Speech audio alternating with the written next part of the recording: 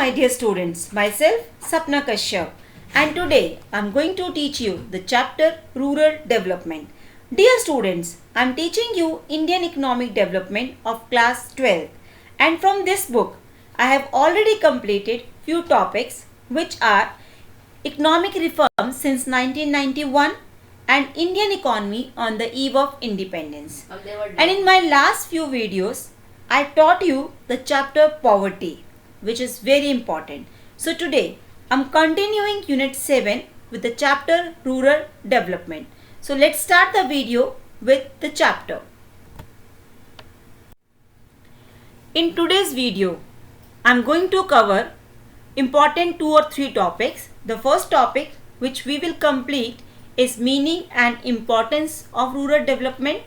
Second, significance means the importance of rural development for Indian economy, and then we'll start with the topic of rural credit, which is very important, and the importance and the classification means what are the different types of rural credit available in India. What is the meaning of rural development? Rural development होती क्या है, rural development का क्या meaning है, ये पता होना सबके लिए बहुत ज़रूरी है. रूरल डेवलपमेंट का मीनिंग है बेटा, it's an action plan for the social and economic growth of the rural areas. तो हम इसको क्या बोलते हैं, ये एक एक्शन प्लान है, ये इसका कीवर्ड है एक्शन प्लान. ये एक एक्शन प्लान है किसी भी रूरल एरियाज के, विलेजेस के सोशल और इकोनॉमिक ग्रोथ के लिए. मतलब कि हम किसी भी एरिया का अगर इकोनॉमिक और सोशल ग्रोथ करना चाहते हैं तो उसके लिए जो एक्शन प्लान बनाया जाता है उसे हम रूरल डेवलपमेंट बोलते हैं. तो डेफिनेशन आपको क्लियर है. लेकिन जब कभी भी हम एक कंट्री के रूरल डेवलपमेंट की बात करते हैं और रूरल डेवलपमेंट को पढ़ते हैं तो या उसे समझने की कोशिश करते हैं या फिर जो भी एक्शन प्लान हम बनाते हैं तो उसमें हमें कुछ चैलेंजेस फेस करने पड़ते हैं. अब इन चैलेंजेस को हम 2 पार्ट्स में डिवाइड करते हैं. पहले हैं हमारे पास प्रिंसिपल चैलेंजेस, मतलब जो मेन चैलेंजेस हर रूरल इकोनॉमी को फेस करने पड़ते हैं. पहला है चैलेंज ऑफ रूरल क्रेडिट. मतलब कि रूरल एरियाज में अगर लोग चाहते हैं कि उनको क्रेडिट फैसिलिटीज़ मिल जाएं, लोन इजीली मिल जाए तो वो अपनी एग्रीकल्चर और स्मूथली कर पाएंगे, लेकिन लोन्स उनको इजीली अवेलेबल नहीं होते. तो ये पहला चैलेंज है जिससे उनको कॉप अप करना ज़रूरी है. सेकंड चैलेंज जो रूरल इकोनॉमी के लोग फेस करते हैं वो है हमारे पास challenge of rural marketing. Challenge of rural marketing का मतलब है कि जो रूरल पीपल हैं, जो प्रोडक्ट उन्होंने जो भी प्रोड्यूस किया है उसे मार्केट में जाके सेल करना, एक अच्छे मार्केट में अच्छे प्राइस पे सेल करना, ये भी उनके लिए एक चैलेंज बना हुआ है जिसे वो पूरा नहीं कर पा रहे हैं. उसके अलावा कुछ और इमर्जिंग चैलेंजेस हैं हमारे पास. इमर्जिंग चैलेंजेस का मतलब कि जो चैलेंजेस अब आजकल ज़्यादा फेस करने स्टार्ट हो गए हैं और आने शुरू हो गए हैं, तो उनमें से पहला है diversification of production.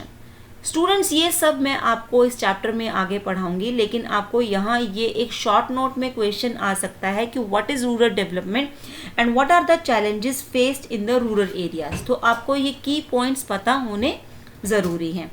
Diversification of crops का मतलब है कि हम सिर्फ वीट राइस की क्रॉपिंग की बजाय कुछ और स्पेशल तरह की क्रॉप्स भी प्रोड्यूस कर सकते हैं जो एग्रीकल्चर में हमारी हेल्प करती हैं. Then last is organic farming. Organic products जो हैं उनके इंटरनेशनल मार्केट में और हमारे डोमेस्टिक मार्केट में बहुत डिमांड है. तो ऑर्गेनिक फार्मिंग भी एक चैलेंज है कि हर किसी को ऑर्गेनिक फार्मिंग के रिसोर्सेज, उसका प्लान पता होना चाहिए कि कैसे उसे यूज़ करना है. So we completed the meaning and the challenges which are very important. Rural development में बहुत सारी चीज़ें हमें पढ़नी पड़ती हैं. रूरल डेवलपमेंट का मतलब ये नहीं है कि वहाँ पर अच्छी सड़कें बनवा दी, अच्छे स्कूल्स खड़े कर दिए और उस एरिया की डेवलपमेंट हो गई. नहीं, रूरल डेवलपमेंट में हमें पहले एक ह्यूमन रिसोर्स डेवलपमेंट पढ़ना ज़रूरी है. ह्यूमन रिसोर्स डेवलपमेंट का मतलब है कि ह्यूमन बीइंग की डेवलपमेंट बहुत ज़रूरी है. एक ह्यूमन बीइंग का एजुकेटेड, स्किल्ड और फिजिकली और मेंटली फिट होना बहुत ज़रूरी है, because only a physically mentally fit and educated person और a skilled person is an asset to a country. वो एक कंट्री के लिए एसेट है। तो वो ऑटोमेटिकली अगर उस एरिया के लोग स्किल्ड हैं, एजुकेटेड हैं, हेल्थ फैसिलिटीज़ उनकी अच्छी हैं, अच्छी हेल्थ है उनकी, तो ऑब्वियसली वो एरिया डेवलप करेगा। दूसरा हमारे पास लैंड रिफॉर्म्स हैं बेटा। लैंड रिफॉर्म्स मतलब कि land should be in hands of the actual tiller. Owner के हाथ में सिर्फ लैंड नहीं होना चाहिए, वो जो एक्चुअल टिलर जो लोग काम कर रहे हैं उनके पास उनका भी लैंड पे कंट्रोल होना ज़रूरी है। So land reforms to make real tiller owner of the land, मतलब कि जो ज़मीन पे काम कर रहा है ज़मीन उसकी होनी चाहिए और वही ज़मीन का ऑनर होना चाहिए, सो दैट कि वो अच्छे से अपनी ज़मीन को देख सके। थर्ड है हमारे पास development of the local resources. हर एरिया के अपने अलग अलग रिसोर्सेज होते हैं।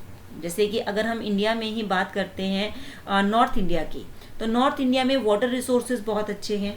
लेकिन वहीं अगर हम बात करें राजस्थान या महाराष्ट्र की, वहाँ हमें पता है कि थोड़ी गर्मी ज़्यादा होती है, वाटर रिसोर्सेज कम हैं, लेकिन उस एरिया में विंड एनर्जी और सोलर एनर्जी बहुत अच्छी है। तो वहाँ के रिसोर्सेज को अगर हम उन एरियाज़ को डेवलप करना चाहते हैं तो सोलर एनर्जी या विंड एनर्जी को भी यूज़ कर सकते हैं।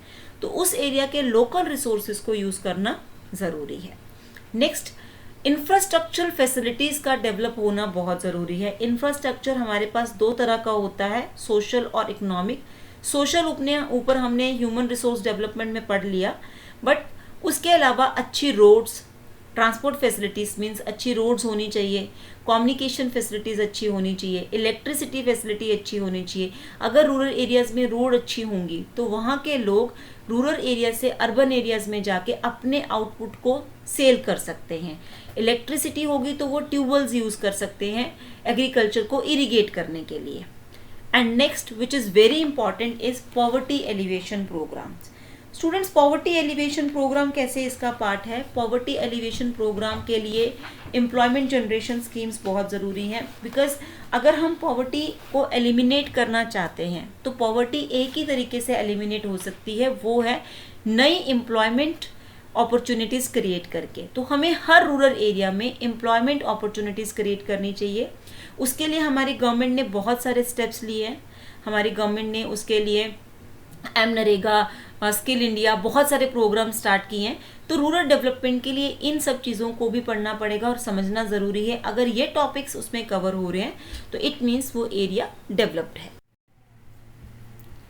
तो बच्चे, अब अगला टॉपिक जो हम पढ़ेंगे वो है रूरल डेवलपमेंट की इम्पॉर्टेंस। मीन्स रूरल डेवलपमेंट की क्या इम्पॉर्टेंस है, रूरल डेवलपमेंट करना क्यों ज़रूरी है। जैसे कि हम सब जानते हैं कि इंडिया एक एग्रो बेस्ड इकॉनमी है, और एग्रो बेस्ड इकॉनमी होने के साथ साथ इंडिया की 2/3 पॉपुलेशन जो है वो एग्रीकल्चर के ऊपर डिपेंड करती है। अब जो ये 2/3 लोग हैं जो अपना लाइवलीहुड, अपने लिए जो अर्निंग है वो पूरी तरह से एग्रीकल्चर से अर्न कर रहे हैं, तो अगर हम रूरल एरियाज़ की डेवलपमेंट नहीं करेंगे तो इनकी लाइफ्स काफ़ी डिफ़िकल्ट हो जाएंगी। तो इनके लिए रूरल एरियाज़ की डेवलपमेंट करना बहुत ही ज़रूरी है। दूसरा रीज़न है कि most of the poor people lives in the villages. मतलब इंडिया की कुछ 21.9% पॉपुलेशन जो है वो बिलो पॉवर्टी लाइन है, और उसमें से मोर देन 60 to 70% लोग जो हैं they are living in the villages. तो हमें इनके डेवलपमेंट के लिए प्लान्स बनाने बहुत ज़रूरी हैं। तो इसके लिए भी इम्पॉर्टेंट है कि हम रूरल डेवलपमेंट के लिए प्रोग्राम्स बनाएं, अलग अलग पॉलिसीज़ को ग्रो करें। थर्ड रीज़न है agriculture growth rate has decreased to 3% per annum. अब ऐसा क्यों है कि जैसे मैंने आपको स्टार्टिंग में बताया कि इंडिया एक एग्रो बेस्ड इकॉनमी है, तो मतलब यहाँ की जो पॉपुलेशन है वो ज़्यादा एग्रीकल्चर के ऊपर डिपेंड करती है। अब उसमें से एग्रीकल्चर का जो कंट्रीब्यूशन है ग्रोथ रेट में वो पहले से काफ़ी कम हो गया है। अब वो कम क्यों हो गया? बिकॉज लोगों ने एग्रीकल्चर सेक्टर से सेकेंडरी और टर्शरी सेक्टर में माइग्रेट करना शुरू कर दिया है, और दूसरा एग्रीकल्चर सेक्टर में लोगों के लिए जो अपॉर्चुनिटीज़ हैं वो कम हो गई हैं। तो अगर हम रूरल एरियाज़ की डेवलपमेंट करेंगे तो लोगों को वहाँ कुछ और काम मिल सकेंगे एग्रीकल्चर के अलावा। फोर्थ रीज़न है कॉटेज एंड विलेज इंडस्ट्रीज जो हैं हमारी वो काफ़ी डिक्लाइंड हो गई हैं। हम ज़्यादातर जो डिपेंड कर रहे हैं अपनी मॉडर्न और लार्ज स्केल इंडस्ट्रीज के ऊपर डिपेंड करते हैं। और कॉटेज और स्मॉल स्केल इंडस्ट्रीज जो विलेजेस में थी, जब उनका डिक्लाइन हुआ और उनमें कमी आई तो उसके कारण बहुत सारे लोग जो उनके ऊपर डिपेंडेंट थे वो अनएम्प्लॉयड हो गए। तो अगर हम चाहते हैं कि कॉटेज और स्मॉल स्केल इंडस्ट्रीज इम्प्रूव करें तो उसके लिए हमें उसके लिए अपॉर्चुनिटीज़ क्रिएट करनी पड़ेंगी रूरल एरियाज़ में, तो ये बहुत ज़रूरी है। अगर हम चाहते हैं कि लोगों का वेलफेयर इम्प्रूव हो तो उसके लिए ज़रूरी है कि हम विलेजेस की डेवलपमेंट करें। इन शॉर्ट कहने का मतलब ये है कि रूरल डेवलपमेंट या रूरल एरियाज़ की डेवलपमेंट एक कंट्री की डेवलपमेंट के लिए बहुत ही ज़्यादा ज़रूरी है। बिना रूरल एरिया के डेवलपमेंट में कोई भी कंट्री ग्रो नहीं कर सकती।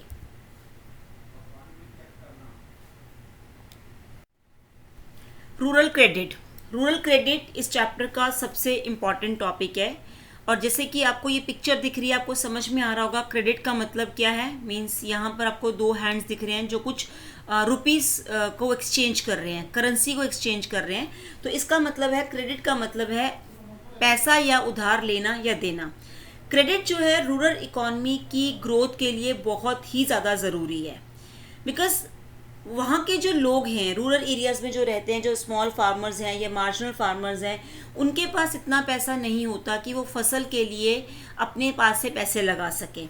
और वैसे भी अगर हम बात करें पुराने टाइम की, जब ब्रिटिशर्स यहाँ थे और ब्रिटिशर्स जो पॉलिसीज़ इंडिया में छोड़ के गए, उसके कारण फार्मर्स जो थे उनका बहुत बुरी तरह से एक्सप्लॉयटेशन हो रहा था। मींस जो मनी लेंडर्स और बड़े बिजनेसमैन थे वो फार्मर्स को क्रेडिट देते थे, बट उसके बदले में वो उनको एक्सप्लॉइट कर रहे थे और बहुत ही ज़्यादा हाई रेट ऑफ इंटरेस्ट पर क्रेडिट दे रहे थे। तो इस तरह से फार्मर्स जो हैं वो एक डेब्ट ट्रैप में फंसते जा रहे थे। अब रूरल क्रेडिट जो है ये सबसे इम्पॉर्टेंट चीज़ है। अगर एक फार्मर को टाइम पे क्रेडिट मिल जाता है तो वो एक अच्छी फसल ग्रो कर पाएगा और टाइम पे उससे मनी भी अर्न कर पाएगा। वी सिंपली सेज कि rural credit means credit for farming, means वो पैसा जो हमने फार्मिंग के लिए लिया है, उधार लिया है फार्मिंग पर्पस के लिए।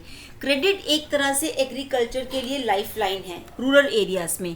बिकॉज जैसे मैंने आपको अभी बताया, फार्मर्स के पास इतना पैसा नहीं है कि वो अच्छे फर्टिलाइजर्स, इंसेक्टिसाइड, पेस्टिसाइड खरीदने के लिए पैसा अपने पास से लगा सके। तो ये जो वर्ड है क्रेडिट, इसका मतलब होता है फेथ। मतलब कि क्रेडिट एक अरेंजमेंट है जिसके थ्रू लेंडर मनी देता है बोरोवर को और वो उसके बदले में उससे प्रॉमिस लेता है कि वो उसे पेमेंट करेगा फ्यूचर में, और उसके लिए वो कुछ चीज़ें अपनी उसके पास एज अ सिक्योरिटी भी रखता है। अब रूरल क्रेडिट की इम्पोर्टेंस बहुत ज़्यादा है। ऐसा क्यों है? इसके 2 रीज़न्स हैं। पहला रीज़न तो ये है कि मैक्सिमम फार्मर्स जो हैं विलेजेस में, जो मैक्सिमम फैमिलीज़ जो हैं वो या तो स्मॉल फार्मर्स हैं या मार्जिनल फार्मर्स हैं, जिनके पास इनफ रिसोर्सेज नहीं है। तो वो क्या करते हैं कि अगर वो उनको कुछ सरप्लस इन्वेस्टमेंट करना है तो उनको उसके लिए एक अनअवॉइडेबल सर्कमस्टांसेस के लिए क्रेडिट लेना पड़ता है। सेकेंड रीज़न जो गेस्टेशन पीरियड होता है सोइंग और हार्वेस्टिंग के बीच में, वो बहुत ही ज़्यादा लंबा है। इसके लिए उनको पैसा चाहिए सो दैट कि वो सरवाइव कर सके, अपने लिए अच्छी क्वालिटी के सीड्स, फर्टिलाइजर्स, इंसेक्टिसाइड्स के लिए फर्टिलाइजर्स वगैरह खरीद सके। ठीक है। Importance of rural credit. Rural credit क्यों ज़रूरी है, इसकी क्या इम्पोर्टेंस है, जैसे हम अभी डिस्कस कर रहे थे। क्रेडिट जो है ये फार्मर्स को सीड्स, फर्टिलाइजर्स ये सब खरीदने के लिए उनको ज़रूरत होती है। इसकी ज़रूरत उन्हें अपने जो डे टू डे लाइफ के एक्सपेंडिचर्स हैं, एक्सपेंसेस हैं, उनको पूरा करने के लिए भी ज़रूरत पड़ती है। उसके अलावा credit is to buy, second is credit is to buy additional land and to make the wells and tubewells. मतलब फार्मर्स को अगर कोई एडिशनल लैंड खरीदना है या फिर कोई कुआं खोदना है या ट्यूबवेल बनाना है, उसके लिए भी इनको क्रेडिट की ज़रूरत होती है। बिकॉज़ ये 2 चीज़ें ऐसी हैं जिसमें बहुत हाई इन्वेस्टमेंट की ज़रूरत है, बहुत ज़्यादा बड़े स्केल पे पैसा चाहिए, तो इसके लिए उनको बोरो करना पड़ता है बैंक से या किसी भी फॉर्मल सोर्स ऑफ क्रेडिट से। क्रेडिट जो है वो स्मॉल फार्मर्स को हेल्प करता है स्मॉल स्केल इंडस्ट्रीज ओपन करने के लिए। क्रेडिट सिर्फ हमें एग्रीकल्चर में ही हेल्प नहीं करता, बल्कि कॉटेज और स्मॉल स्केल इंडस्ट्रीज सेटअप करने में भी हेल्प करता है। इन केस अगर कोई क्रॉप फेलियर हो जाता है, मीन्स किसी भी तरह का कारण से, मे बी हमारे पास ड्रॉट आ गया या फ्लड्स आ गए, किसी भी कारण से फार्मर का क्रॉप फेलियर हो गया, तो ये फार्मर को हेल्प करता है सरवाइव करने में और कंटिन्यू करने में कल्टीवेशन के लिए। जैसे कि इस साल की फसल पूरी खराब हो गई और फार्मर को तो इस साल की फसल की जो इनकम उसे मिलती, उसी से तो वो अगले साल के लिए कुछ बचा के रखता और सरवाइव करता है। तो उस सिचुएशन में क्रेडिट जो है वो उसके लिए एक लाइफलाइन प्रूव होता है और वो सरवाइव कर पाता है और अगले साल फिर से कल्टीवेशन कंटिन्यू कर पाता है। क्रेडिट जो है फार्मर को न्यू टेक्नोलॉजीज अडॉप्ट करने में हेल्प करता है। अगर किसी फार्मर को, लाइक हम अगर बात करते हैं ग्रीन रेवोल्यूशन की, जो हम आगे जाके पढ़ेंगे भी, तो ग्रीन रेवोल्यूशन में हमें लेटेस्ट टेक्नोलॉजी चाहिए। ट्रैक्टर, थ्रेशर, हार्वेस्टर, या ट्यूबवेल लगाना है या कोई HYV सीड्स खरीदने हैं, इन सब के लिए फार्मर्स के पास इनफ रिसोर्सेज और इनफ फाइनेंशियल रिसोर्सेज नहीं है, तो वो क्रेडिट लेके अपनी इस नीड को पूरा कर सकते हैं। Credit is needed to meet the family expenditures also. मतलब अगर फैमिली में कोई भी प्रॉब्लम हो जाती है, उसके फैमिली में कोई डेथ, मैरिज या कोई रिलीजियस फंक्शन है, तो उसके लिए भी फार्मर क्रेडिट ले सकते हैं। तो ये कुछ पॉइंट थे जिसके लिए फार्मर्स को क्रेडिट की ज़रूरत पड़ती है।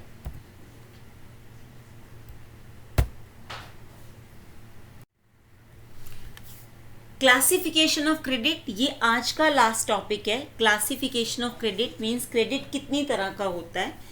अब क्रेडिट जो है इसकी classification, here we are only talking about the agriculture credit. तो एग्रीकल्चर क्रेडिट बेसिकली दो तरह का होता है। First is on the basis of tenure और दूसरा on the basis of purpose. अगर मैं बात करती हूँ on the basis of tenure, कि क्रेडिट को अगर हम टेन्योर के बेसिस पे क्लासिफाई करते हैं, टेन्योर मतलब कि लॉन्ग टर्म या शॉर्ट टर्म क्रेडिट के बेसिस पे हम इसे क्लासिफाई करने की कोशिश करते हैं, तो ये किस तरह का होता है। फर्स्ट है हमारे पास short term credit. Short term credit क्या होता है बेटा? शॉर्ट टर्म क्रेडिट वो होता है जो हम कुछ छोटी मोटी ज़रूरतें, जैसे कि सीड्स, फर्टिलाइजर्स, पेस्टिसाइड्स, इंसेक्टिसाइड्स, इन सबको खरीदने के लिए गवर्नमेंट से लोन लेते हैं, स्पेशली बैंक से लोन लेते हैं, या फिर अपनी कोई इलेक्ट्रिसिटी बिल पे करने के लिए। जो छोटे और स्मॉल फार्मर्स हैं, उनके पास इतना पैसा वो सेव नहीं कर पाते कि वो अपनी छोटी मोटी ज़रूरतों को भी टाइम से पूरा कर सकें, तो उसके लिए उनको banks short term credit loan provide करता है, जिनका जो पीरियड है वो जनरली 6 मंथ्स टू 12 मंथ्स होता है। मीन्स उनको वो 1 साल के अंदर वापस करने होते हैं। सेकेंड जो टाइप ऑफ क्रेडिट है वो है medium term credit. Medium term credit क्या होता है? मीडियम टर्म क्रेडिट वो होता है जो फार्मर्स 1 ईयर से 5 ईयर के लिए उनके लिए मिलते हैं, कि उनको 1 साल से 5 साल के बीच में वापस करना है। और मीडियम टर्म क्रेडिट क्यों लेते हैं फार्मर्स? अगर उनको कोई अपने लैंड पे परमानेंट कोई कंस्ट्रक्शन करवाना है, कोई उनको कुआं खुदवाना है, या कोई और मतलब किसी तरह का थोड़ा बड़े स्केल पे कोई काम करना है, तो वहाँ उनको ज़रूरत पड़ती है। Next is long term credit. Long term credit जो एक बहुत लंबे पीरियड के लिए, मीन्स 5 to 20 ईयर्स के लिए लिए जाते हैं।